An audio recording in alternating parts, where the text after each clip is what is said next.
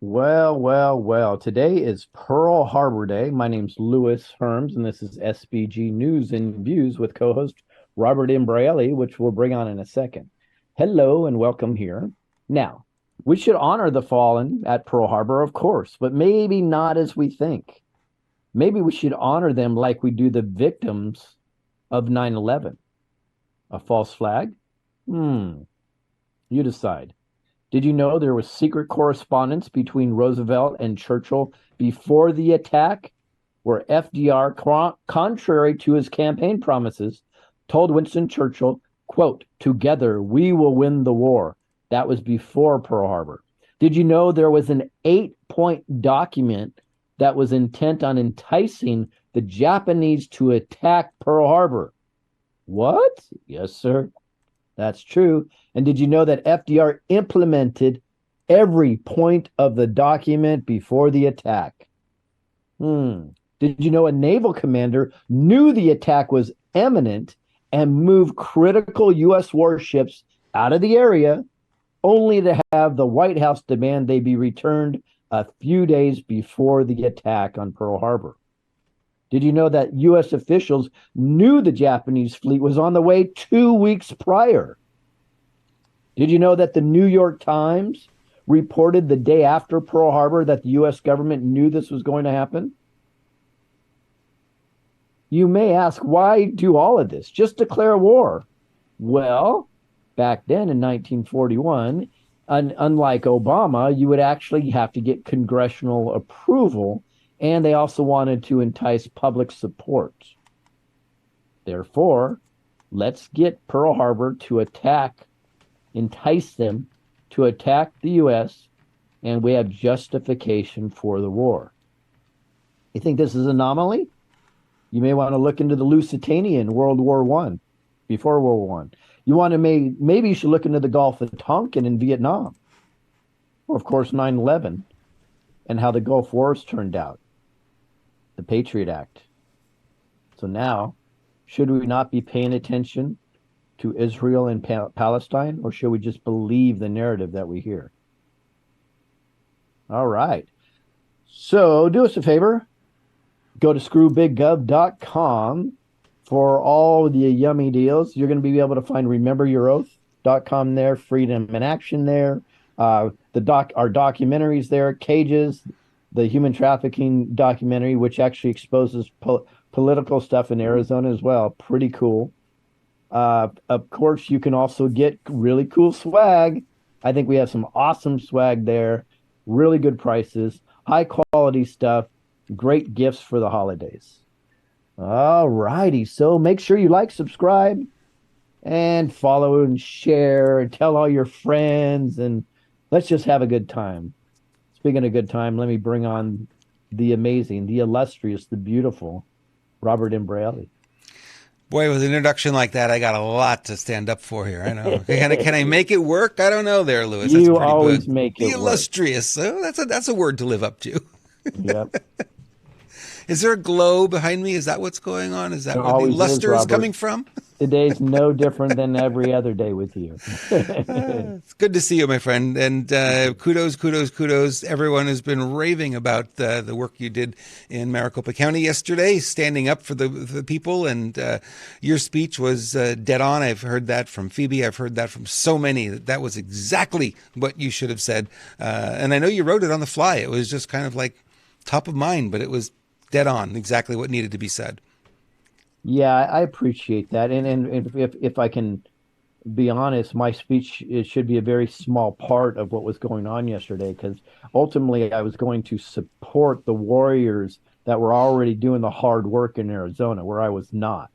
And I just happened to get a speaker spot and therefore made that speech. And then I made a little ruckus in the room because I was not happy with the way things were being handled from the political side. From our side, our warriors were top notch. They're organized, they're great people, and they're still fighting and they're making traction. And like we say, where Maricopa County goes, Arizona goes. Where Arizona goes, the country goes. Where the country goes, this beautiful planet goes. Yep. So pay attention to Maricopa County, guys.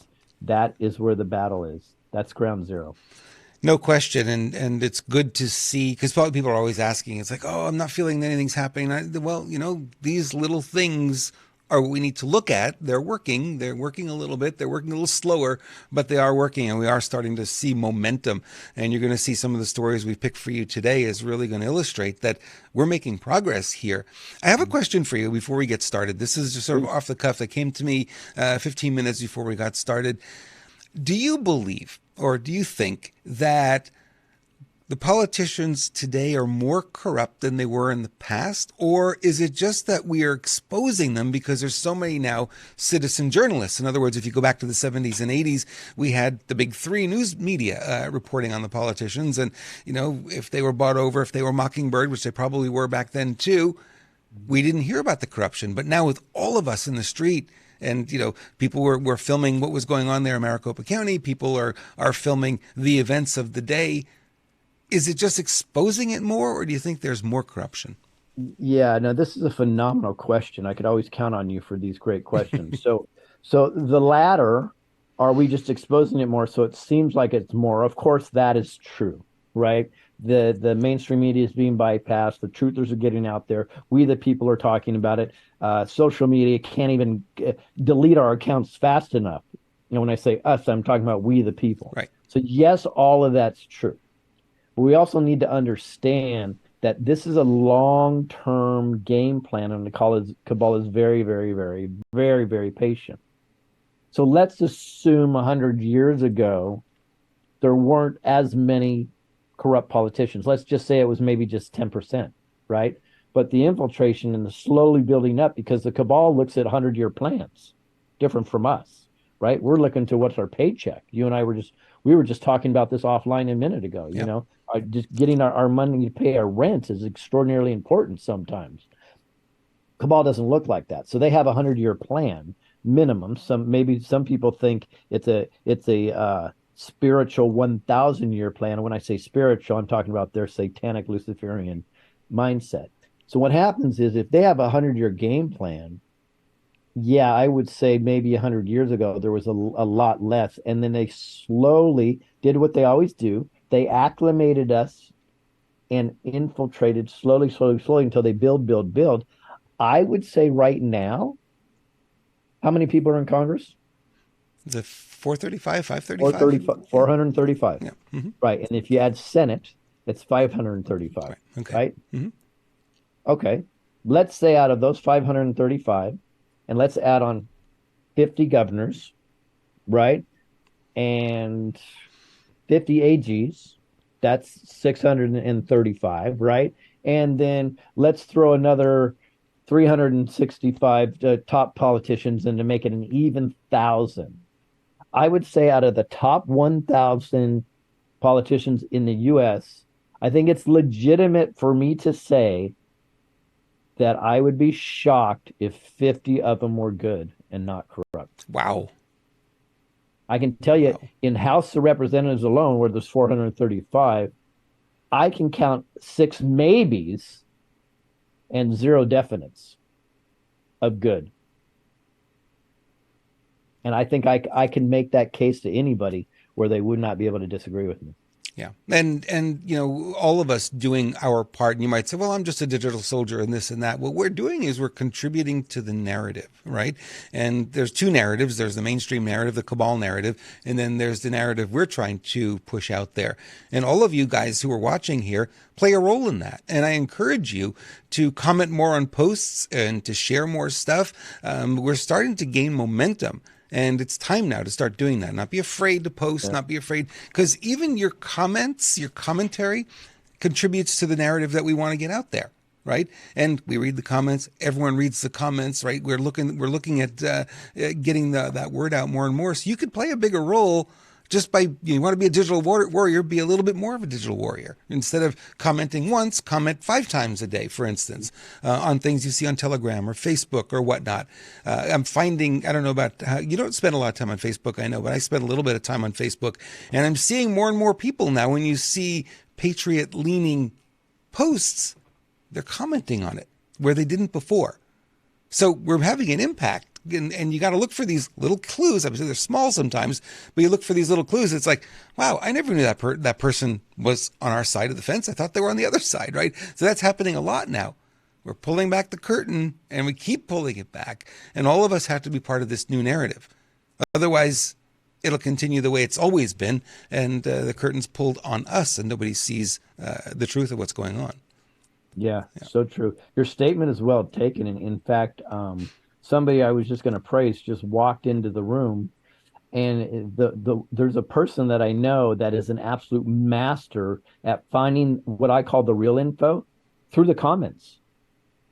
Yeah. And that's my wife. Yep. She has taught me so much is if we just spend time reading the headlines in the post, that's good.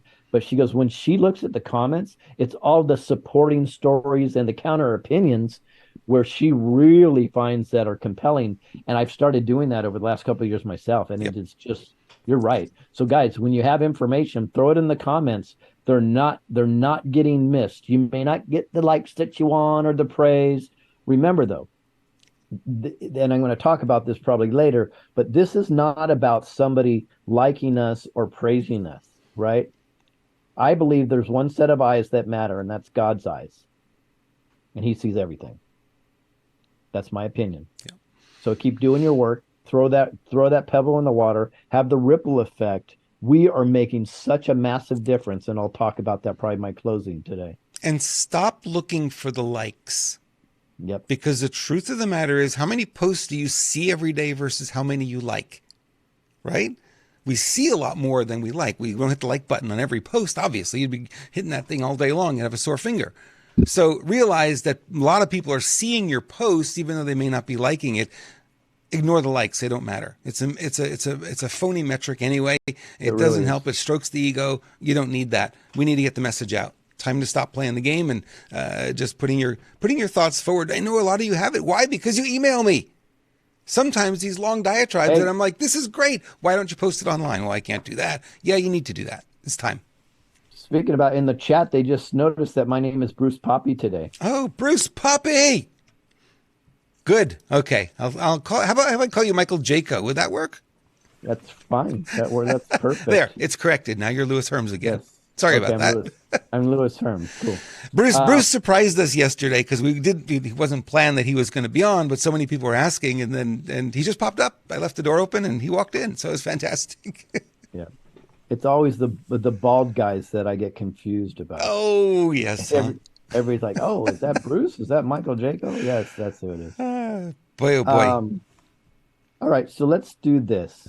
Let's go into the news. The news, as of course, is the Las Vegas shooting. Mm-hmm. We're going to show a short video of this, and then, as normal, Robert and I will give our opinions of that. Sirens blared through the streets of Las Vegas as officers responded to reports of an active shooter at UNLV shortly before noon. We have one patient right now. Supposedly, we have more patients inside with an active shooter. Campus police sent out alerts to students and faculty, telling them about shots being fired in the Beam Hall building and ordering them to run, hide, fight. Honestly, everyone was just panicking. We were just having a normal class, and then all of a sudden, someone said active shooter running across. This UNLV student says he and other classmates in a nearby building used tables to barricade themselves inside a classroom. I'm still scared out of my mind right now, and I'm not a person that gets scared like that. As the campus of more than 30,000 remained on lockdown, those off campus used their phones to keep in contact with panicked loved ones. Her teacher just locked up the room.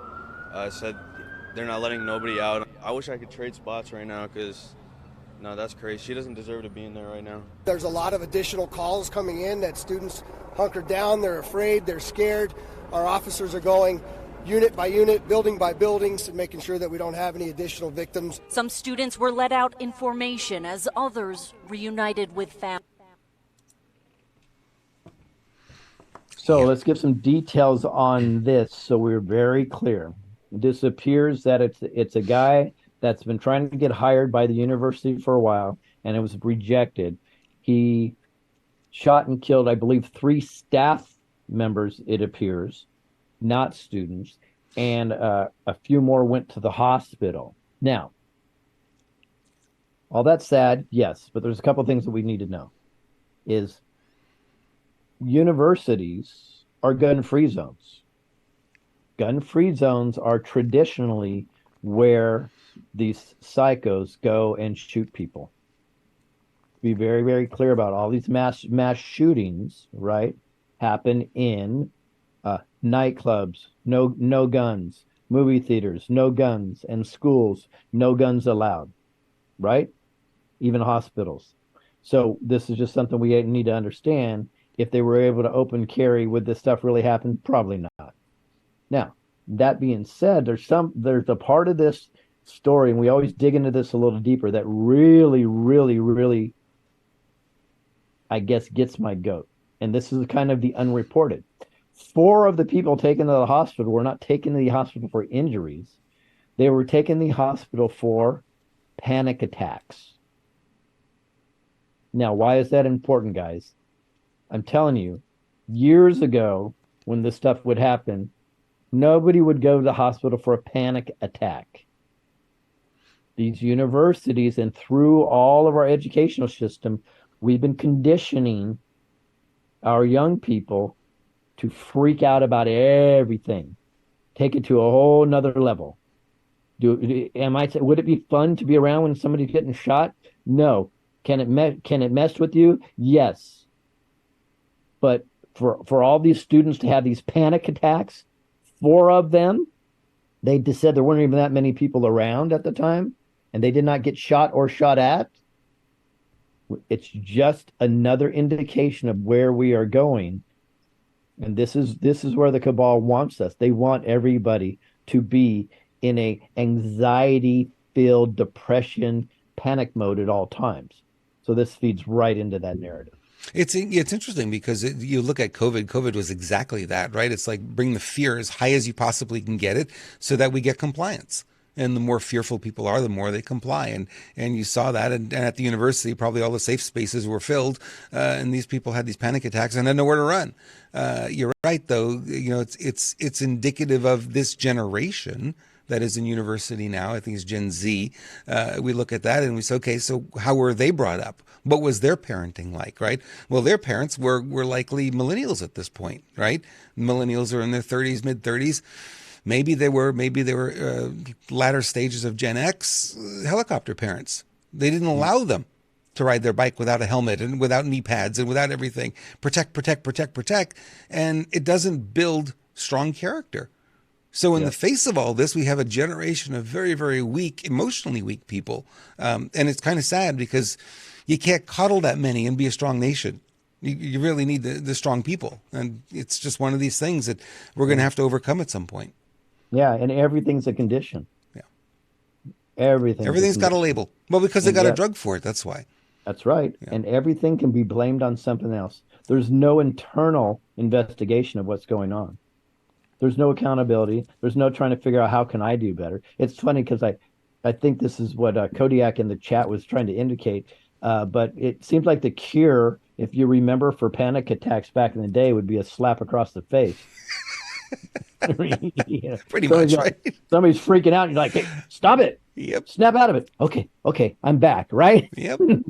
Now that, that would be appalling. You would never do anything like that. But it's just, it's very, very interesting, right?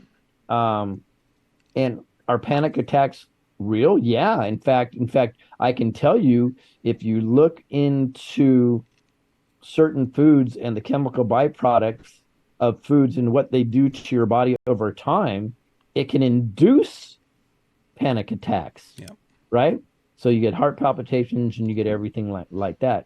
But for people to have a response to fear and it's be classified as a panic attack and the rush to the hospital because of that, that's a narrative that I think is not appropriate. Well, emotionally weak, right? They have no emotional muscle because anytime they had to face anything that would be difficult, they got coddled, right? And that's not the way you build character. You build character through some hard times, Well, I would go as far to say that not one of them had a panic attack. I would say all of them had a fear response, and every single one probably overreacted to that, right? And we're freaking out because they don't know how to handle anything in the safe space culture of a university. So they probably weren't even panic attacks at all, because panic attacks are real. I get it. I have people in my family that get them, but the math doesn't tell me that 4 of them had a panic attack at this time. That's a narrative that they're trying to push for some reason. Yeah. Crazy stuff. We're going to have our hands full. I've been told by many people that my work as a coach and stuff is really going to be needed starting some point next year, when all of this starts to fill out, because people are going to be lost and you're going to deal with a lot of this kind of thing. So, okay, well, I'm ready, and I think a lot of coaches are going to appreciate the fact they're going to have a lot of business, whether they want it or not. This part of the community is going to be really needed, really required, because you have a lot of that. And how do you deal with a panic attack? How do you stop it? How do you slow it down? How do you reframe it so they come back to a normal stance? The problem is they're already in a heightened sense of fear, right? And the gap between that and a panic attack is very, very small. So it doesn't take a lot to throw them. So what we need to do is lower the everyday stress so that the panic attack is way up here and they have more gap before they hit that panic button. Well, right. Yeah. And like I tell my kids, I have one in particular, I said, there's an appropriate response to certain things also. Not everything is a response of 10. And that's what we see in a lot. You know what I mean? Somebody stubs their toe. It's as bad as if their dog just got ran over by a car. Yep. And I'm not even exaggerating. No, I know. It's the end of the world scenario on everything. And we try, my wife and I try to teach our children that there's an appropriate balance and response. And if anything, they say I under-respond to pain and scary situations, but that's a whole nother thing. Psychologically, I probably need a lot of help. But the reality is responding equal. I'm not responding to that one. But responding equal to whatever is happening is really what matters in my opinion. Well, here's a clue, right? So when COVID happened, one of the things that Mitch Axelrod and I were sitting in the studio, and that happened when Newsom shut down California. Emperor Newsom at the time is what I called him. And what we look at is, here's the event, and then here's the reaction. Anytime there's a reaction that's out of sync with the event, there's something else afoot. There's something else at play. So when you're in a relationship and, Louis, you didn't put the cap back on the toothpaste, and there's a big blow up, it has nothing to do with the cap not being on the toothpaste. There's other things that have come up. I've been telling that to my wife for decades. Literally. And it's not the cap on the toothpaste that's the problem. So the reaction is out of proportion from the event. And when you know that, there's a bigger thing afoot. So what we're seeing here is we're seeing these reactions that are completely out of balance. They're out of proportion for what the events are. Yes, shooting is not an easy thing to deal with. I get it. It's going to traumatize some. Panic reaction? I don't know. Yep. Yep. Great analogy. Yeah. So let's see. What is Traitor Mike Johnson up to? Is he really a traitor? Oh, MTG. Remember, she was a big fan of McCarthy, so I don't know about this one. Let's play it. We didn't get to participate at all. As a matter of fact, the whole NDAA deal was made between Speaker Johnson, Chuck Schumer, and the House committee. And people like me, we didn't get to participate. And we were appointed to participate to make sure no money for abortion, no money for trans, for members like me standing up for Americans who are sick and tired of funding the Ukraine war. We had taken the $300 million out of the defense bill. Well, let me tell you what the final product is in the deal that was made. So the policy is in place, that funding is there for abortion travel. The policy is still in place for trans and the military and everything that goes with it. Democrat trans policy, Democrat abortion policy. $300 million for Ukraine is back in the NDA, even though I had worked hard to take it out, it's back in. And furthermore, here's the worst news. It gets a clean FISA extension through April. No change to the FISA court whatsoever. Nothing changed, and that deal was made also. So just wanted to give you a heads up. I'll be flat out no to this NDAA, and I think it's outrageous that this happened with our Republican-controlled Congress. NDAA is National Defense Authorization, right? That's right. Yeah. That's exactly right. And but yet, wait, in the National Defense Authorization, we're talking about abortion, transgender. Very interesting. And a clean bill on FISA, so FISA doesn't change now until what she said, May? Yeah, the corrupt FISA court. Yeah. Is that what we're talking about here? The corrupt FISA court, yeah. Interesting, isn't it? So this is Deep State 101. This is what it is. As soon as Mike Johnson got 100% of the Republicans, we knew. We said that day, we said, you need to watch out for this guy. Yeah. Something's up here. Something does not add up. None of these guys get 100%. None. No, but it wouldn't make any sense. You should have some opposition within your own party. Yeah. Now, do I trust MTG? No, they're all actors. I say this all the time. And maybe this is all playing the part. Now, what this may be, because there's a couple other things on the horizon when it is in regards to exposing the Biden administration that Mike Johnson seems to be on board with. This may be one of two things. If we are actually seeing a legitimate government, this may be the shell game that's played where they give the Democrats a little because they're gonna take them down over here. So it's like the old hidden hand thing. Left, don't watch the left. Here's what the right is doing. So it may be that game. I doubt it, right? Plus, if that game you're going to play in regards to abortion, yeah, let's have more babies funded to be killed. No problem. Let's do that, right? Come on, it's so ridiculous. But he did say, and we were warning this before he got in, that he was pro funding Ukraine. That is before he got that unanimous vote. So again, we the people are exposing this stuff, right? Not your mainstream media. And then the Congress and MTG is like shocked that this could ever happen, right? Okay, well, we saw it coming a long time ago. And when I say we, I don't mean me and Robert. I mean we as in we the people see that. So it's very interesting. Let's see where this goes with it. But on the face of this dude looks like a traitor to me. I think you hit something that just hit me when you said it. It's like he voted for funding Ukraine. And where does that funding go? It goes to Ukraine and makes a very sharp U-turn and comes back to the pockets of exactly right, our politicians. So it could be that he literally bought the votes. I'm going to vote for funding for Ukraine so that all you guys get paid. Just vote for me. I'm just saying there's a possibility there. I think that's more than likely. Yeah. And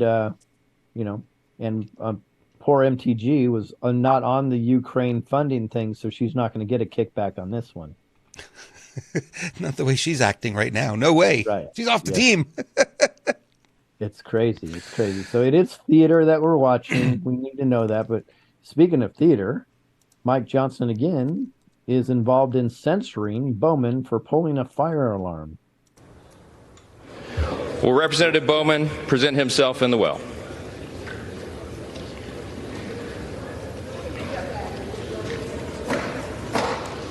By its adoption of House Resolution 914, the House has resolved that the House of Representatives censures Jamal Bowman, representative from the 16th Congressional District of New York, that Representative Jamal Bowman forthwith present himself in the well of the House of Representatives for the pronouncement of censure, and that Representative Jamal Bowman be censured with the public reading of this resolution by the Speaker.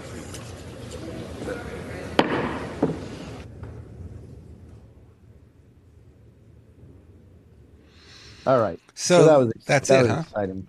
Yeah. So many probably don't know. Bowman was on the left of your screen, and of course his liberal friends were rubbing his shoulder, rubbing his back, consoling him because he was such an asshole and pulled a fire alarm to stop a vote. Right? It's just. Wait ridiculous. A minute! The Jan Sixers did that. Oh, did they? Oh, and they're in jail. Oh, they're in jail? Yeah. I didn't hear about this. So J6ers are in jail because they interrupted an official proceeding. He pulls a fire alarm and interrupts an official proceeding. He gets a little slap on the wrist, a little censure. That's it. And Nothing more. And they're in jail? They're in jail. Who knew? But well, we all know though that solitary confinement, feces coming up through their sinks. They're given iPads or whatever with just has Quran stuff on it. It's just like crazy stuff. Well, yeah, but Robert, we all know that a censure of a politician is the worst that can ever happen to him. It is the most horrendous, evil, tyrannical thing that you could ever do a politician, because you know what a censure means? Nothing. Nothing. Nothing happens. I think we need to Santos him. What do you think? Yeah, you don't lose. Yeah, you don't lose your pay. You don't lose your committee positions. You lose nothing. It's not even a slap on the hand. They don't even touch you. Yep. They're just like, you are a bad boy. Come here and stand in the well, and we're going to tell you that you're bad. We're going to censure you because you did something illegal, but you won't be charged. What a circus. Guys, you're watching a circus, and I'm so happy it's being exposed. It's just a circus. That's all it is. Maricopa County yesterday, it was a circus. They're all playing a role. We have to just keep exposing it. We are winning. Trust me, we're winning. It's frustrating, I know, but we are absolutely winning. Now, speaking of circus, right? Oh, we don't usually show many clips of the Republican debate, but it's fun. It's a lot of fun. So let's show video one if we could, sir. Here's my issue with all three of my other colleagues on this debate stage, is all three of them have been licking Donald Trump's boots for years for money and endorsements. Ron DeSantis, you've been a great governor, but you would have never been one without actually begging Donald Trump for that endorsement. And you attacked him in your book a year ago. Same thing with Chris Christie as a lobbyist, begging them for COVID money for his special interests in New Jersey, prepping him for the debates last time around. These people are now Monday morning quarterbacking some decision he made. I think the real enemy is not Donald Trump. It's not even Joe Biden. It is the deep state that at least Donald Trump attempted to take on. And if you want somebody who's going to speak truth to power, then vote for somebody who's going to speak the truth to you. Why am I the only person on the stage, at least, who can say that January 6th now does look like it was an inside job? That the government lied to us for 20 years about Saudi Arabia's involvement in 9/11? That the Great Replacement theory is not some grand right-wing conspiracy theory, but a basic statement of the Democratic Party's platform. That the 2020 election was indeed stolen by big tech. That the 2016 election, the one that Trump won for sure, was also one that was stolen from him by the national security establishment that actually put up the Trump-Russia collusion hoax that they knew was false. There's a reason why I'm the only person on the stage who can say these things. That's what it's going to take, not people who are licking his boots one time and now Monday morning quarterbacking. Gloves are off. Well, so you have the Swami that's clearly vying for a vice presidential position. You have the Sanctus wearing his high heels and looking extraordinarily uncomfortable. And then you have the one of the leaders in the Coven of Witches standing next to him. And then you have the next person next to her that looks like he's going to go the way of Mama Cass. It's choking on a sandwich anytime soon. He anchors the whole thing. You know that, right? Yeah, well, yeah, he does. Yeah, that boat he's in the back, and that boat is about ready to go backwards. So, but it's ridiculous what we're seeing, but it's really fun to watch because this is now just an absolute circus shit show. So we should just have a good time. This really is when you want to grab your popcorn. Yeah. I mean, this is fun stuff. So let's go on the video too. Could things matter less with these debates? I mean, honestly. No, they matter so much for entertainment value right now. That's it. E-value. That's it. Yes, E-value. So, and Vivek, he wrote a book talking about ESG and these woke corporations and BlackRock. The idea that I want to do that in Florida, they were managing our part of our pension, and then when they did the ESG, I took $2 billion away from BlackRock. We took action. This ESG, they call it environment, social governance, and again, Nikki is meeting with all these people. They want to use economic power to impose a left-wing agenda on this country. They want basically to change society without having to go through the constitutional process. We've kneecapped it in the state of Florida. The next president of the United States Gates needs to be able to go to that office on day one and end ESG. And the fact of the matter is, we know from her history, Nikki will cave to those big donors when it counts. And that is not acceptable. I did write that book, Ron, and the irony is Nikki Haley was heaping praise on me when I wrote that book, but now I worry. I was warning about the woke industrial complex in this country as a warning. Apparently, she read it as a how-to manual, just like she reads George Orwell's books as well. And so I think that that's actually far more dangerous than, this is really important for people to understand. We're marching towards fascism under Biden.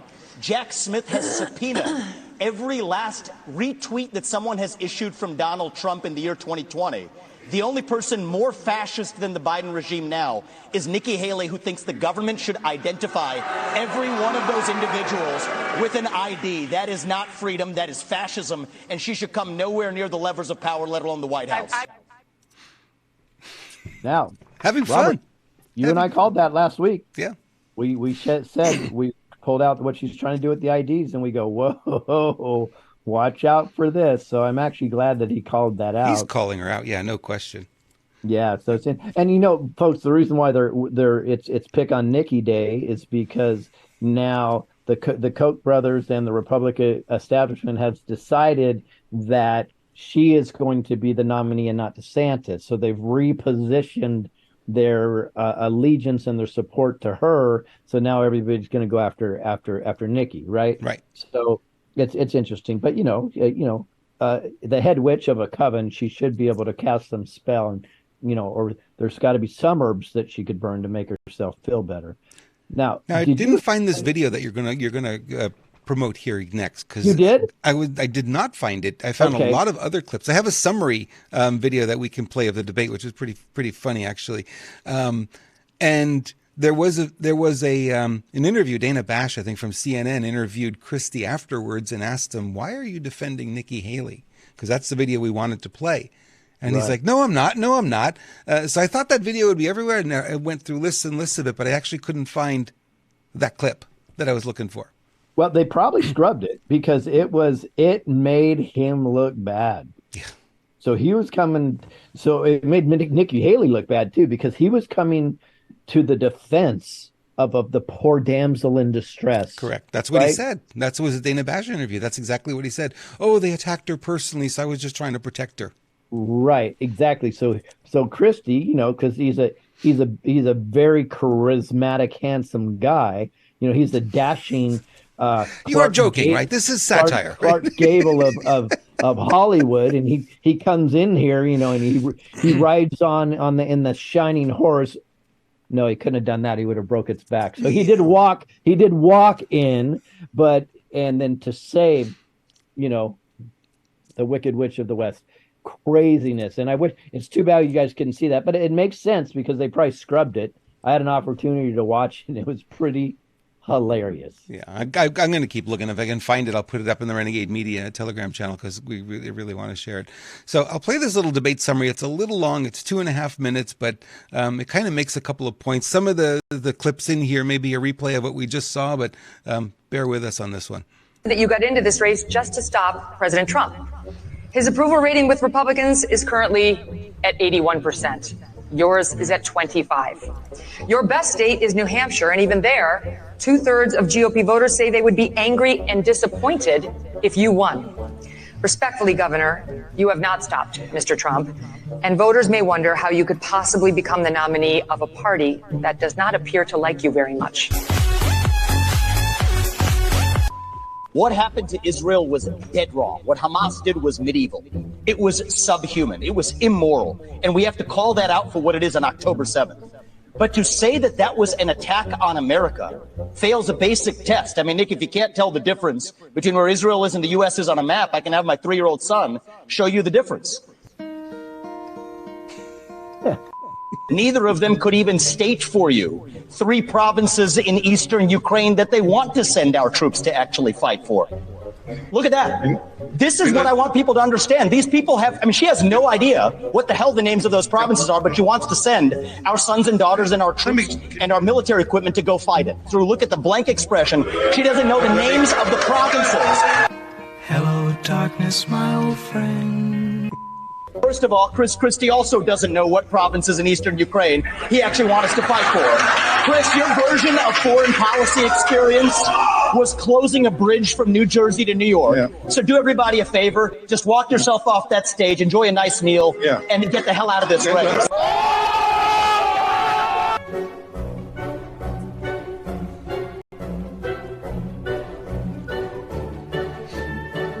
May I have a burger, please? And fries and an extra large Coke. Just so you know, that's what he's. And Nikki Haley's campaign launch video sounded like a woke Dylan Mulvaney Bud Light ad talking about how she would kick in heels. At the first debate, she said that only a woman can get this job done. That's what she said. After the third debate, when I criticized Ronna McDaniel after 5 failed years of leadership of this party and criticized Nikki for her corrupt foreign dealings as a military contractor, she said that I have a woman problem. Nikki, I don't have a woman problem. You have a corruption problem. And I think that that's what people need to know. Nikki is corrupt. This is a woman who will send your kids to die so she can buy a bigger house. Left its seeds while I was asleep. Kind of fun, huh? Her face is amazing. My wife's commenting in the background, like, I cannot believe her face. It's amazing, her expressions, right? Yeah. These people are like plastic people. This is weird. It's even uncomfortable, watching this stuff. So it is an act, guys. We just have to understand that this is act, and everybody's playing their part. Some better than others, and it's epic that Chris Christie would come to Nikki's side as the damsel in distress to save her from the Swami. The only reason he would do that is to appear chivalrous, right? And that would boost his likability, because he's got a real problem with likability, doesn't he? So you could see the gamesmanship that's in this, this whole thing. They're on stage. It's a very uncomfortable position for people to be in. If you picture yourself being on that stage, how would you act? And, the whole world is watching you, and every gesture and every move you make, people are watching, you know what I mean? So yeah, I could see they're really uncomfortable in there, but the gamesmanship is just crazy when you start looking at it like this. Yeah. It was funny though. It was funny. So we wanted you guys to see the humor in this. So there should be nobody taking this seriously, right? So now to serious news, if it's actually real, if it's actually news. Yeah, exactly.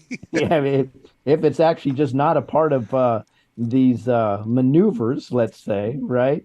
Biden impeachment releases resolution. So their intention is to put him up for impeachment, but what they're doing is they're kind of doing a proactive pre-strike, I guess you would say, right? So it's ahead of next week's vote to formally move forward with the Biden impeachment inquiry. Rep. Kelly Armstrong, Republican, has released a 14-page resolution that would authorize the investigation, which we are not going to read here to you, but I will just quote a little part from it. It says the Biden family and associates received more than $24 million from foreign nationals. Joe Biden received $200,000 from his brother, James Biden, the same day James received a $200,000 loan from a failing rural hospital operator. Joe Biden also received $40,000 in laundered Chinese money from his brother and sister-in-law. It became clear that the Biden family sold influence around the world using Joe Biden's name as the product, and an investigation in any jurisdiction around the country would move forward if it had these facts. A vote on impeachment inquiry puts the House in the best position to prevail in court and uncovers the truth. And Armstrong continued, yada, yada, yada, yada, yada. The reason why we're bringing this up is in correlation to Trader Mike Johnson. And this is maybe a 1%. It may be that he's going along with the military funding, with all these obscure pork that is set inside of the funding, and making a deal with Chuck Schumer because this is the most important thing on the menu, and he'd rather get that behind him and focus on that. That's maybe a 1%. That's the only thing I could possibly think of, because it makes no sense why he would forward the vote, except for Robert to say it's just to pay off some people. Yeah, and he's got to save face now because he's doing things like this NDAA thing that he's done. It's going to cost him political capital when it comes out, and we realize what he actually agreed to behind closed doors, and that's not the way this is supposed to work. Our guy's supposed to be transparent. The other side's the opaque side, right? We're the transparent side. Not happening. So he's got to do something to save face. He knows, like, this is one that'll gain him some political capital because it's what everybody wants. Everyone wants to finally go after Joe Biden. So he's like, oh, okay. And this is just a resolution to begin the inquiry. Did they have that when they impeached Trump? Or did they just go right to the impeachment? Seems to me they didn't play these games and these little baby steps. They went right for the jugular. Right. Well, as I've been saying, if any of this matters, it matters to get it on record. Right. Same with We the People. So when We the People speak in front of a board of supervisors or something, there, very important to do that because it gets it on the record. Because what we're doing is we're building a bigger case, a much bigger picture. And this case is not just a court case, right? This is a case, a judgment that we know what's going on for the whole world to see. Right? That you cannot pull the wool over our eyes. And it can be referred back to and said, hey, look, this person said this. This person said this. This person proved this. We called you out here. So it's very important that this stuff gets put on record. It's monotonous. It's boring, everything else. But I do think it serves a purpose in regards to this. But we'll see how this plays out, But this I believe, is the keystone to opening up all the corruption. So let's imagine this.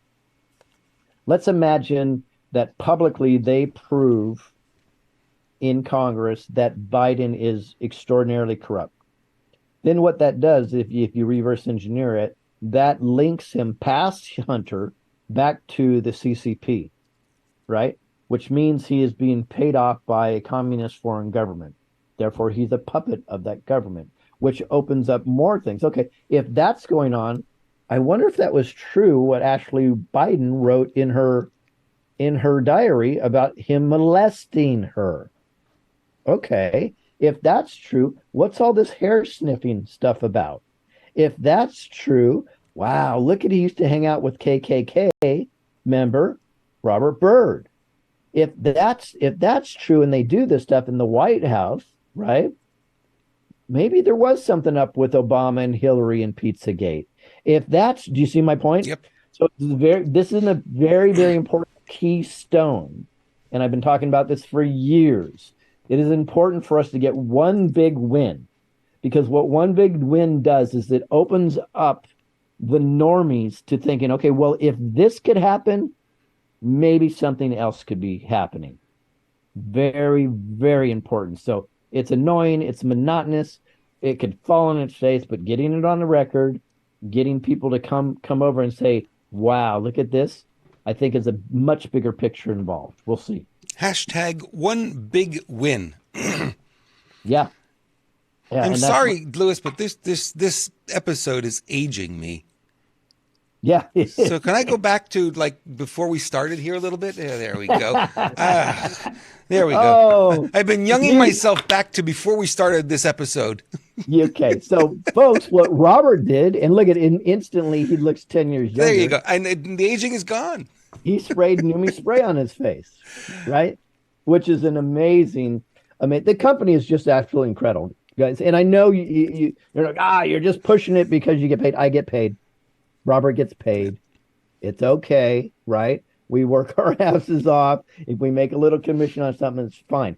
Here's the difference between maybe Robert, myself, and a lot of other people that are out there. We get approached with hundreds of products, ideas, schemes, pyramid this, everything, and we reject them all.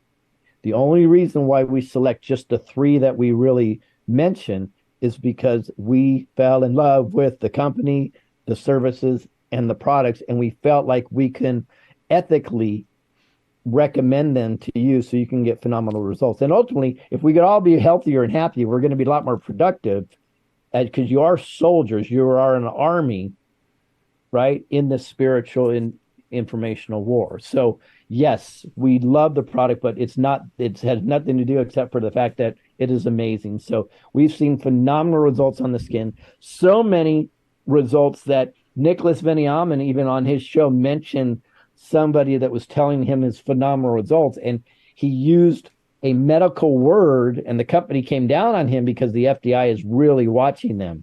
The So FDA. even FDA, sorry,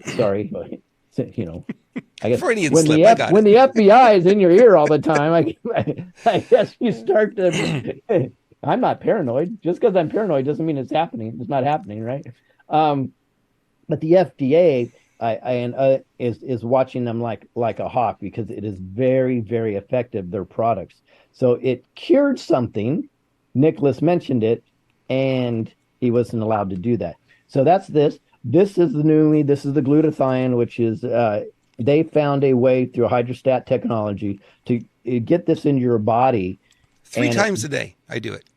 Do you? Yeah, I do it twice a day, and to bypass to bypass your digestive system, and it's phenomenal. The results we're getting, the stories that we hear are astronomical. People that are spending hundreds and hundreds of dollars on supplements and medication no longer do because they're on the glutathione, the Swish Daily, and then they have a new product called Herms, and it's actually, I think, the best product on the planet because it's made me extraordinarily happy. It is amazing. Why is my wife picking up a shoe to throw at me right now? I don't know. But anyway, it is phenomenal. She gets great results. It balances moods, guys, if you know what I mean. It helps libidos, guys, if you know what I mean, right? It just makes them so happy. It's awesome. But yeah, there's Neumi, guys. Go to lherms.neumi.com and get yours today. They really, really are fantastic. All right, let's get away from that and move on. That was fun, Robert. Thank you. Always fun. We got to have fun here because the topics are sometimes challenging to hear. And I know a lot of people, I was having a conversation with our mutual friend, Lee Miltier, this morning about this. And she was asking about how do you get through it all? How do you stay positive? And I told her, I told Lewis this at the beginning, if I'm going to do the news and it starts impacting me negatively, I'm quitting. Right? And so how do you do it? How do you keep your mind? How do you keep fresh? And how do you keep not letting it take you down? And all of us have to learn these lessons that it's what's happening out there, but we have control over what's happening in here. Between our ears, what we focus on, that's what's going to make it work. So we've got to keep the spirits up, keep our vibration high. Look, we're going to win this. Stay strong, but be flexible at the same time because things are changing in ways we're not accustomed to. We're going to win this and never lose sight of that. That is a core belief of mine. We win this at the end. Where's the end? I don't know. I'm not going to give you a date. But we win this in the end. And that's what drives me every single day. And that's why I can look at this news and I can kind of joke about it. Lewis and I have a great time. Bruce and I have a great time joking about it. And it doesn't impact us in a negative way as it may other people. So don't take it too serious. Take a deep breath. It's okay. We're going to make this. One of my commitments, as you know, is when I started SBG News and Views, is I said, same thing when I produced the documentary Cages and some other things, right? Is we have to find the positive within everything. Right. Somehow. So I said, if we're going to do the news, right? And then when you came on board and talked about this, if we're going to do the news, we're going to add some fun to it. And because if we can keep your vibration high, guys, when you're watching this and that permeates, you're going to be much more effective in this army of digital warriors. So it's very important. Yep. Plus, why not be happy? You know, when you look back at it and we win this war and then we have 1,000 years of jubilation or whatever we want to call it, why not be happy now in the journey, right? And by the way, that is a gift I have not really grasped until just recently. I've always been so focused on when I do it. Somebody looks back and they say, so tell me all about it. I'm like, I have no idea. I didn't pay attention during the journey. And I'm learning to do that now. And I can tell you it's very refreshing. Well, to quote Abraham says that there's no happy ending to an unhappy journey. Right. So we've got to find ways to be happy in this moment now, which is why we bring the levity to it and make this a little bit of fun. And, yes, we're talking about some serious topics, but, we're making fun of it. We're poking holes in it. We're breaking the narrative to bits. And we appreciate all of you who send us so many links and photos and your commentary. Yeah, put that out there. Post it. And let's let more people in on the fact that, it's serious, yes, but it doesn't mean you have to wait until something happens to be happy. You can actually be happy right in this moment because happiness is a choice. Where are you going to put your focus? I'm so happy you said send photos, guys, because you know what? I'm looking for photos on something in particular. I'm in a private debate with one of the most well-known truthers out there. I'm telling him that there's doubles of even President Trump out there. And he does not believe it. So send me all your pictures that indicate that President Trump has a double, right? And I'm going to be forwarding those to him, and I will hammer them with them too. So send them to screwbiggov@protonmail.com or any other way that you can connect to me, Telegram or anything else. And I'm going to be hammering him with this because it's okay. President Trump has doubles too. That doesn't mean he's a bad guy, but he needs doubles to be safe, and he can't be all places at one time. And traditionally, as we spoke of several times on this show, that all the leaders always have doubles. So I'm going to prove it to him. Help me with this, guys. I was a little bit concerned you were going to ask for pictures of patriots in bikinis for a new calendar you were creating. I was going, oh, no, not now, Lou. It's not a good time. Yeah, no. You don't want to see a picture of me. And give me a few months. But give me a few months. You got it.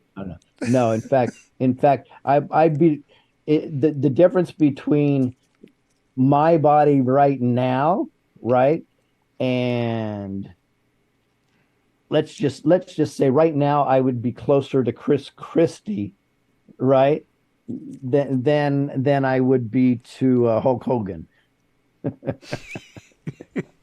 So we don't like that. So. Painting pictures. All right. Painting pictures. Okay. Whew. Speaking of President Trump, he was doing what he does best. He was calling it like it is. I'm looking for this one. Here it is. Okay, here. In the wrong order.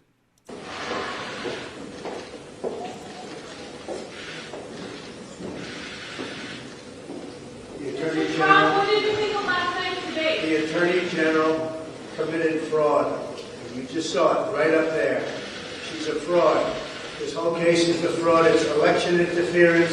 It's keeping me here instead of Iowa and New Hampshire. You just saw it. The Attorney General's a fraud. She committed fraud. That was after the court case today. He appeared in New York City.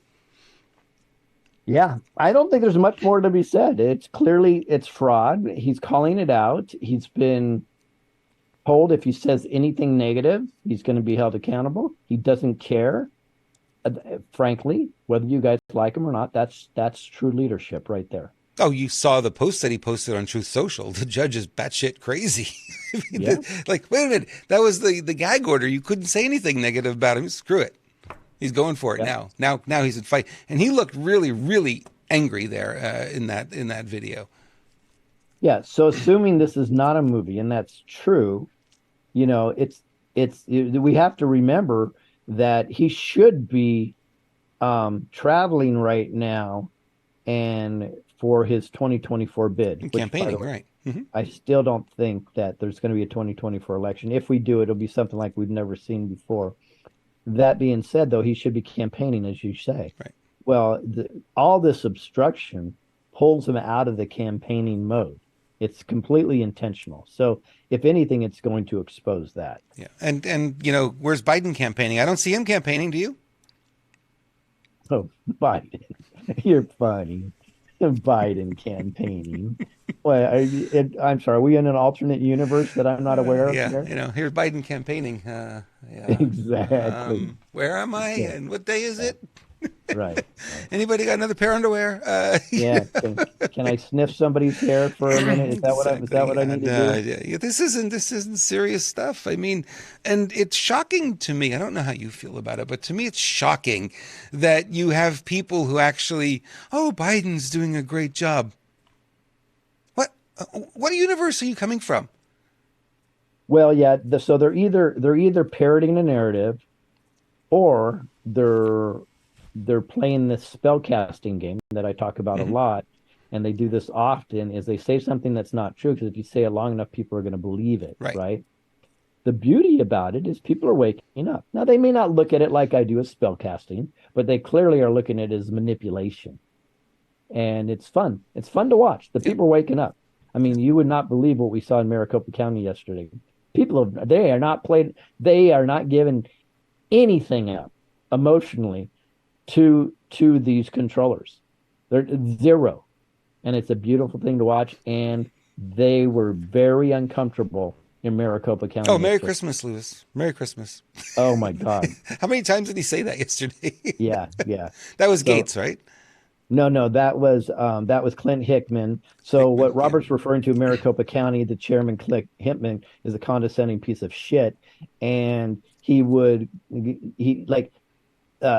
thanked him for, or said, well, at least you gave us this water, because they were restricting him from drinking water, right? Control. And it was a little teeny bottle, and whatever. And he goes, oh, well, Merry Christmas.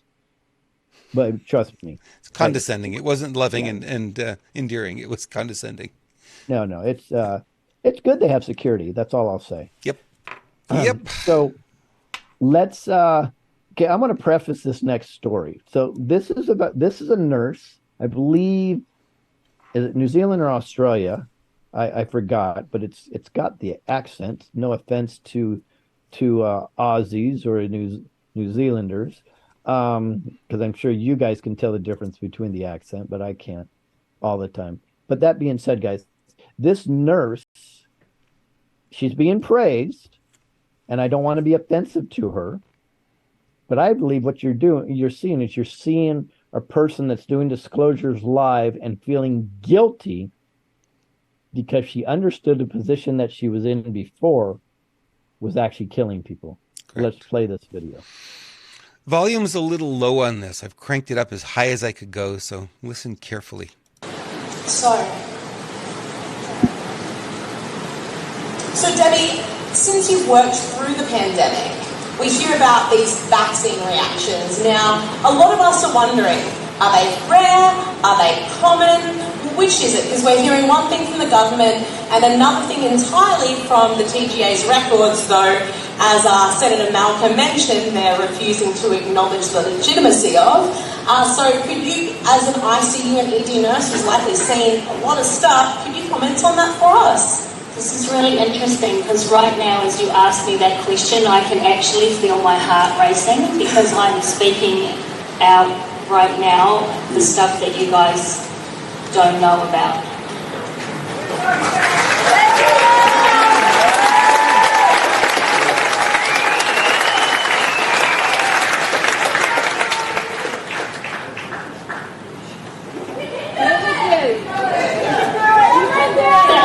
Reactions are catastrophic. There are thousands of them. There are heart attacks. There are blood clots. People are having to have limbs removed as a result of the blood clots. There is an increased number of stillborn babies, of babies with all kinds of horrendous. It hurts so much to hear that, doesn't it? Cancer is on the rise. People who have been in remission from cancer, now it's coming back with a vengeance. It is not a vaccine! It is not a vaccine. She said it. It's not a vaccine. So I'm happy that nurses are coming out, right? The ones that really should get the accolades are like Kimberly Overton, a friend of mine. In fact, I will probably bring her on the show one day, because she's way out in front of it, right?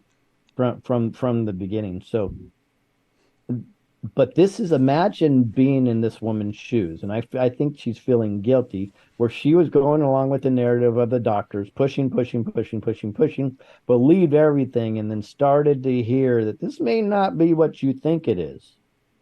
Right now, I will give her credit, though. It takes a lot of courage to reverse your position on something so serious as this. And we need to have more of them come out. And, I called for whistleblowers to come out yesterday when I spoke in Arizona. We need more whistleblowers to come out. It's very, very, very important. So we got to give them their support, but understand sometimes what you're seeing is just maybe guilt that they're going through because they're realizing that they went down a wrong road. Correct. And it's hard. It's hard to make a turn. It is, and I had that exact before we found this video. Actually, I think Lisa was the one who found it. Thank you, Lisa, for finding it for us. I was looking at I was feeling that this morning, and I was like, wow, imagine being in that position where you were poking all these people, and you see the numbers that have passed away, and knowing that you're responsible. A perfectly healthy person walks in, you do the thing you're told to do, they're gone in a week or two. Mm-hmm. Or they get cancer, or you've damaged them in some other way. She's talking about amputations because of blood clots. It's how do you live with yourself after? You know what I mean? I couldn't do it. I would blow up if I was in that position. Yeah. Yeah. I'm curious how some of my family members are going to finally what their come to Jesus moment is going to be. Yeah. It's going to be very, very interesting because they perpetuated this whole thing. They're not in the medical industry, but they certainly were not only telling everybody to wear masks and get vaxxed and stay locked down, they were shaming people that wouldn't. Right. It's really, really sad. It'll be interesting to see as we get into the winter months here. They're going to push to more masking. Now we've got the white lung thing, we've got the BA thing, we've got another one that's showing up in the UK. They're playing the same game again, and it'll be interesting to see how many people actually buy into it the second time around. I'm seeing a lot of people on X saying, "No, thank you. Been there, done that. Didn't work. We're not playing the game again." No, there's a lot of pushback. I've had a lot of wonderful stories in the last 2 days on Telegram chat. You guys should check it out if you haven't seen it. People are telling their stories of how they're fighting back at the doctor's offices, and it's just incredible. It's very inspirational, and they are seriously fighting back. Yeah. I mean, big time, and winning across the board. And a lot of them are of course getting those letters, getting fired by their doctors after 30, 40 years, so on and so forth. But it's really, to me, I feel like our work is worthy when I see all the comments of people's stories about here's how I fought back, here's what we're doing, so on and so. And I'm not taking credit for it. It just feels good to know that we're part of that. Absolutely. And, you see the military now sending out letters to people they fired, they got rid of, they discharged, and they're saying, please come back. We didn't mean it. Yeah. And here's a $40,000 bonus too. Yeah. Crazy. Yeah. And only a handful, very small handful are taking him up on the offer. It's like, no, we're not playing that game again. Yeah. Very, very. Yeah. Now I have a question. Yeah. Speaking of military, why has the U.S. not retaliated in Yemen? That's a darn good question. It is, right? Yeah. So, as stated a few days ago, there were 3 U.S. commercial ships in the Red Sea that were struck by ballistic missiles. They were fired from Houthi-controlled Yemen. We've explained to you what Houthi is. Houthi is a terrorist group, let's call them, inside of Yemen, right? And the U.S. did shoot down 3 drones in self-defense, but not one person died. And we have all the info, and what I mean by that is traditionally we've got the best surveillance systems in the world. So I guarantee you we know exactly where the rockets were fired from, so on and so forth. But we've done nothing. But yet in Iraq and Syria, when groups inside their country, we retaliated militarily right away. And the only thing I can think of is the groups in Iraq and Syria, they attacked military bases, and the Houthi rebels attacked civilians, in essence. I mean, to me, I would think that we would be number one. You attack our civilians, and we should absolutely retaliate. Right. Why do you think I'm not quite sure, but why do you think they haven't retaliated yet? I don't know. They have every reason to, and they may be just holding this card in their back pocket for when they really want to retaliate. Then they have, well, look, you shot us here, here, and here. That gives us reason now to go in. Maybe that's all it is. It may not be anything more than that. They're just hanging on to it. Because what are they going to do? They're going to go after the Houthis, right, in Yemen? They're going to start a war there. They're going to start bombing in Yemen. I don't think they want that. I think they want Iran is what they want. If they're going to go in, they're going to go into Iran. They're not going to go into Yemen. And I think maybe that's what they're waiting for. They're waiting for something bigger or more directly linked to Iran, rather than Iran funding the Houthis, and the Houthis are doing, they're sending the drones and the rockets out there, which against that ship, who cares? You know what I mean? It's like swatting flies at that point. No big deal. So now you're getting to where I wanted to go with this. Okay. I'm right with you. I said the attacking them in Yemen when they can't prove directly exactly who was calling on them to do so. We know it would have been Iran, or, by the way, they're all funded by the U.S. anyways, but that's a whole nother story. But the attacking them in Yemen doesn't forward their agenda. And what their agenda is to draw Iran into the war. Therefore, they can draw the whole Middle East into the war, and it's going to be World War III. So I think you are on the right track. This doesn't forward their agenda, and that's why they would attack Iraq and Syria, and they would not attack Yemen as of yet. But we'll see. Yeah, and everything here is a we'll see, right? Because stuff happens, and it seems like these attacks, we're finding out about them a day in arrears, a day after they happen. We're not getting them in real time because there's no journalists on the ground by the ship, I guess. Yeah. Where's Richard, citizen journalist, when we need him? Hey, how do you feel about being on a boat, Richard? Yeah, exactly. Come on, Richard, get out there. Where are you? Nancy Drew, Come on, where start are rowing. He's a good guy. We love him. He's a really good guy. Yeah. Now you understand that according to the Geneva Convention and international law, that one country cannot assassinate somebody inside of another country. You've heard that before, right? Mm-hmm. Yep.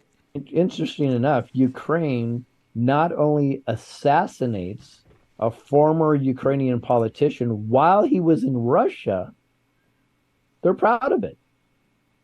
And they talk about it. They do. They said we orchestrated the assassination. It says after the body of, here, I'll read it here, an ex-lawmaker who had defected to Russia was found outside Moscow with a gunshot wound to his head.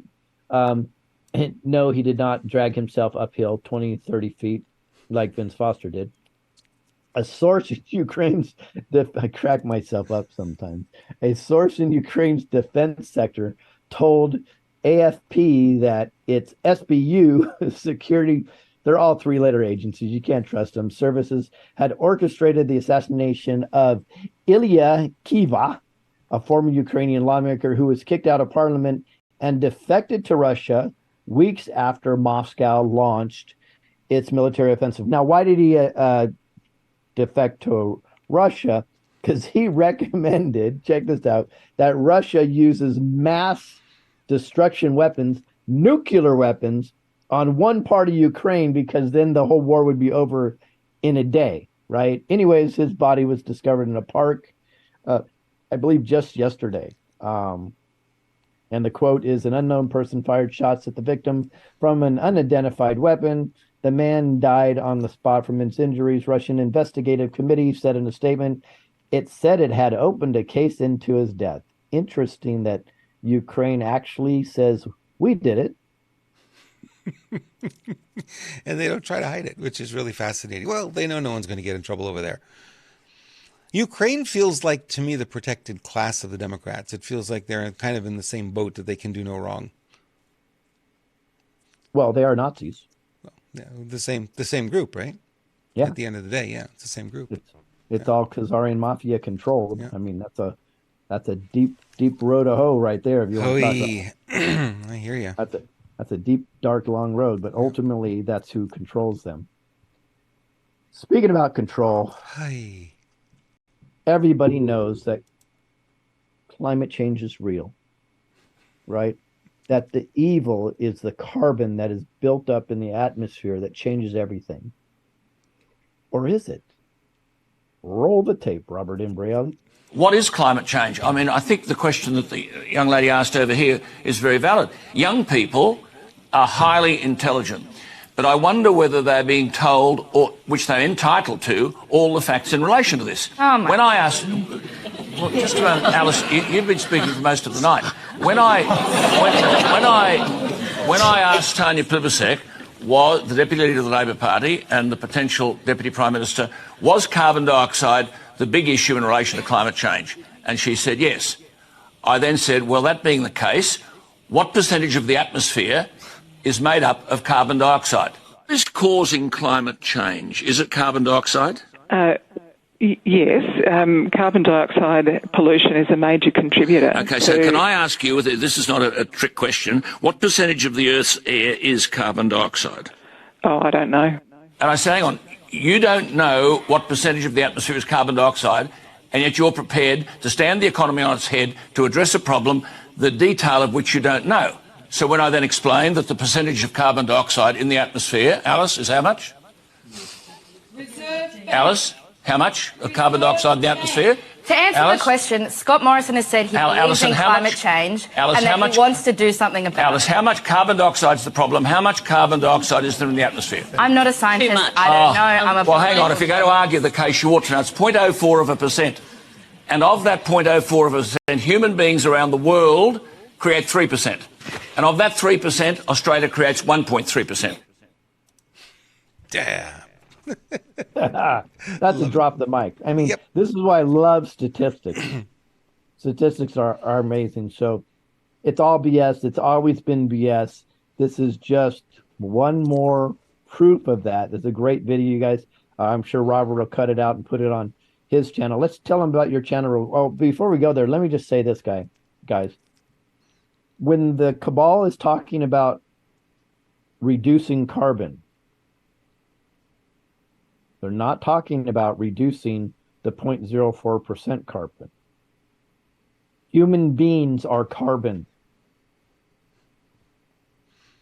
This is deep, but think about this. Yeah. They're talking about reducing the population. This is their satanic agenda. It has zero to do with emissions. It has to do with carbon. You are carbon. They need to eliminate you. Let's be very clear about that. That's the game that they're playing. And the farmers around here who have greenhouses buy carbon dioxide in tanks and fill the greenhouses with it because the plants wouldn't live if they didn't. Right. They thrive. Wait. You mean plants thrive and live because of carbon dioxide? Because the carbon dioxide is what they breathe, yeah. Right. But wait. but what do plants exhale? Oxygen. What the fuck? Let's cut down some more rainforest, shall we?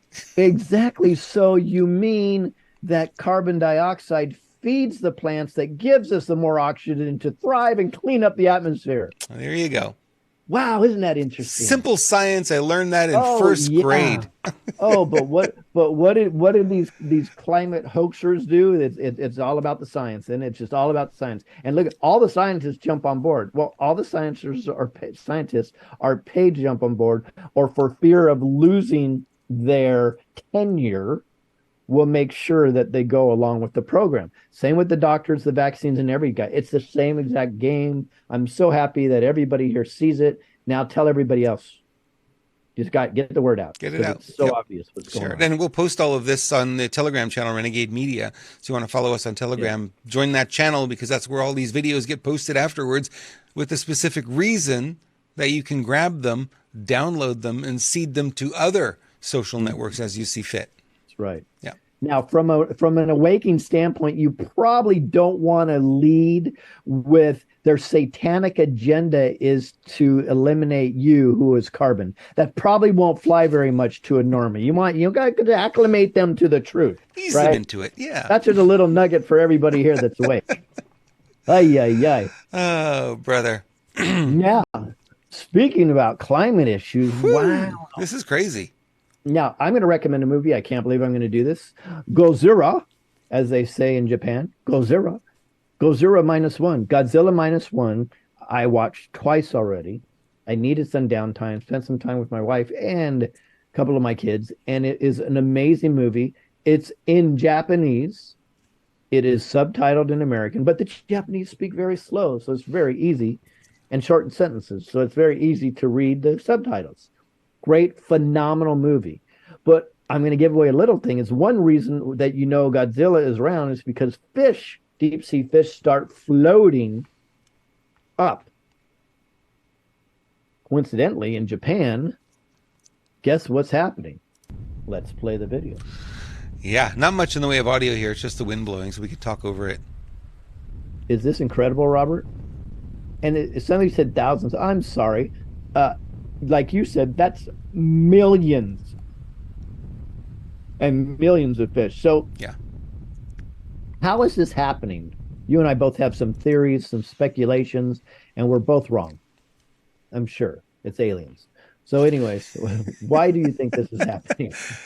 When you listen to the mainstream narrative, oh, it's a parasite, oh, it's some algae, oh, it's this, it's that. Well, it's off the coast of Japan. So you got Fukushima. We know that they're dumping some of the radioactive water back into the ocean because there's no place left on the island to store it. Could it be that? Maybe, but it just wouldn't have happened all at once. And then we hear stories that maybe it's the Navy, maybe it's sonar that they're using. Maybe it's underwater blasts. Who knows? There's so many different explanations, and where do we come up with the truth here? Yeah. No, I think it's a great question. Yeah. Here, so when I don't know, I try to go through process of elimination and all the speculation. Okay. Wow, I'm a poet and I didn't know it.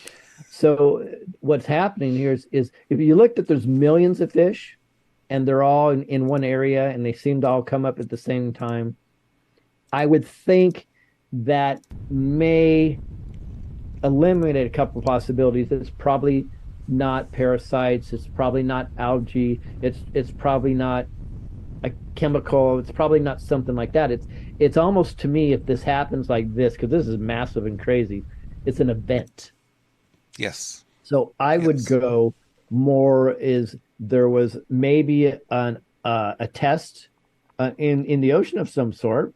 Or like you said, I believe there's a sonic blast or something like that, or it maybe even a some type of atomic test, or there's some type of weapon test. There was an event. It looks like this is an event in order to bring this many up at all the same time. Because they all died at the same time, right? Yeah. Yeah. So that's my hypothesis on the situation. Whatever it is, it's flipping weird, really weird, and it's happened in smaller chunks before. I've never seen it in this massive. And like I told you, the good news is if it is an event like a sonic boom, right? If I'm from a local fishing village, I just became a millionaire. Yeah. Because I'm gathering those fish up for resale. Look at all that fish oil you could gather. You squish them all down, you get the oil out of them. I mean, there's got to be something that can be done. If they're not sick, they can be used for other things. They could be pet food. They could be whatever, right? Fertilizer even. Yeah. If they're not sick, right? Now if it's radiation, I want to steer clear from probably that. Not. I don't want to touch it. But, yeah, our world, mysteries of our world sometimes, makes you wonder.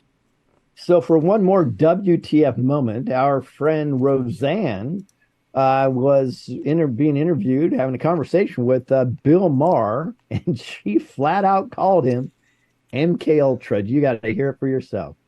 Yeah, you did. No wonder right in the shoulder. No wonder I don't remember this. No shit, you blocked it out, MK Ultra. Who's that? That's the mind control program you're under, Bill. MK Ultra? Yeah, MK Ultra mind control. Are you kidding me now, or do you really think I'm under a mind control? I do. Is there a conspiracy theory you don't believe? No, I'm telling you, I tell the truth. Everything I say, people like you is always laughing at me, and then it comes true, and you never go, I'm sorry I made fun of you, Roseanne. You was right. You was right, Roseanne. You was right. You was right. So there's actually a lot to break down here. Yeah. Which is interesting because his reaction to that would indicate to me one of a couple things. He's either MK Ultra, he's lying about knowing it, or, which I've said happens in these circles before, some of them are completely oblivious to some things. We're starting to hear Tucker coming out and said, well, I wasn't aware of this, or well, that's kind of weird, or we should look into that. That's kind of odd. Stuff that we've been talking about for years. Right. So it was Bill Maher just flat out lying? Like, how could he not know what MK Ultra is? What's that? Who is that? Right? That's we don't want to bring that up on the air. Yeah. Yep. Was he just flat out? Was he lying about not knowing it, or are some of these elite are just so oblivious to all the things that are really, really happening in this world? I don't. What do you think about that? Yeah, well, it's deflection, because you could see the lack of response. It was like a shock. It was like, did she just say that? And then, what are you talking about? It was kind of that kind of thing. I'll ask Carol Maureen Friesen to do the body language reading. She did such a great job with Nikki Haley. She said the little twitch there, it was an FU. Is really what that was. So, she's really good at that. So we can ask her that and see. But his reaction to it, he was shocked. Is really the way I see it. Which would indicate that he does know what it is. Yeah. Yeah. Yep. I'm with you. And like, Roseanne, you can't bring that up on the air here. I guess she's not going to be coming back as a guest anytime soon on that show. Yeah. Don't worry, we'll bring her here. She can be a guest here anytime. She may be, actually, but we'll talk about that later. So while you're here, guys, please like, follow, and share. We do our best to bring you the news and have some joy to it, all of this. And I might stop in on Robert and Bruce's show tomorrow. I don't know. I've got a lot going on and a lot on my plate that hasn't been completed because I get diverted doing other things, as you guys probably can see. But that being said, let's talk real quick about the Maricopa County Republicans. They unanimously passed a resolution calling on Arizona legislator to impeach Arizona's AG Chris Mays. Now, let's be clear about this. These Republicans are not the same Republicans that we stood in front of from the Board of Supervisors, right? They call themselves the Maricopa County Republicans. So they're calling on the legislator, and that would be inside of the Congress and Senate of Arizona, to go through this impeachment. Okay, so let's just be clear about that. But I even reached out to an insider there. She hasn't got back to me yet. She may have, because my phone's been going off during the show. But I was asking her, are they legit? What do you think about them? This sounds pretty legit, which is great. Just another step, because I believe the AG supposedly won the election by 270 votes. But there's 280,000 disputed votes for you guys, just so you know. 280,000, and she won by 270. And also, it appears that there's 9,000 votes that are just missing. They can't find them. They can't find the proof of them, the ballots, I should say. Yep. That voted for her. How does that work exactly? I don't know how that works. It's kind of funny, though, isn't it? Right. Yeah. So, as I was saying earlier, guys, the patriots in Maricopa County and worldwide, the stories of people standing up and rejecting tyranny have been flying into us lately. Keep them coming. It is so enervating to see the work that you all are doing out there, right? Now, it's great to see Tucker, Elon, and Rogan, and all the others, elite, let's call them, whatever we want to say, disclosing the real truth. Finally, yeah, that's good. But let's really give credit where it is really due, and that is to you, the people of the world that had no platform and everything to lose, but had the courage to talk to your neighbor or a stranger in line at a store, or make your voice known at a board meeting, in court, or on the streets. Folks, you are truly why we are winning this war, and you should be saluted. in my opinion. Yep. You may think your efforts go unnoticed, but I assure you God Almighty sees it all.